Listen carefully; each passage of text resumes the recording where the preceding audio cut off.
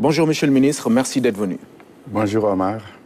Alors, au bout d'un an d'exercice, le président de la République, Bassirou Diomaye Faye, a communiqué sur la situation du pays entre discours à la nation et interview accordée à la presse. Lorsque vous agrégez les deux exercices, ça vous donne quelle impression, quelle appréciation générale? Merci beaucoup Omar. L'impression que ça me donne, c'est que il y a eu une rupture dans la façon de faire du président de la République. Parce qu'il a choisi expressément de dire la vérité aux Sénégalais.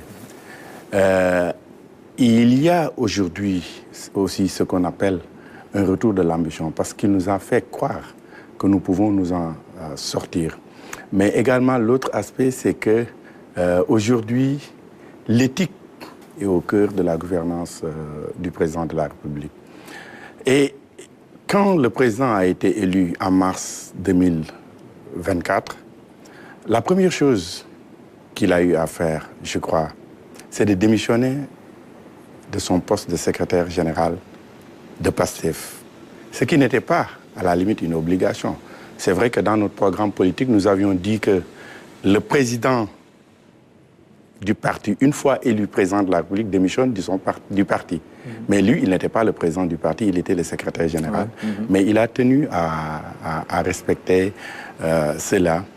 Et toujours dans la mouvance de cette bonne gouvernance, il a mis en place un gouvernement de 25 ministres et il a exigé à ce que tous ces ministres fassent une déclaration de patrimoine. Ce qui n'était pas souvent le cas parce que l'OFNAC courait derrière des ministres pour avoir une déclaration de patrimoine. Cette fois-ci, ça a été fait et toujours dans cette mouvance, il a lancé les assises de la justice. Parce que, je dis souvent, PASTEF a été une victime de la justice, d'une justice téléguidée. Osons le dire comme ça, à l'époque c'était ça. Il a lancé les assises de la justice. Les conclusions de ces assises sont en train d'être appliquées. On a commencé à appliquer les conclusions de ces assises.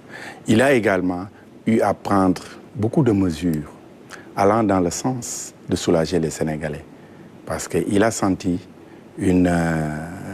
que la vie était chère pour les Sénégalais. Et depuis le mois de juin, il s'est attelé à demander au gouvernement de tout faire pour qu'il y ait une baisse des prix des denrées de première nécessité. Ok, c'est en général la situation du pays.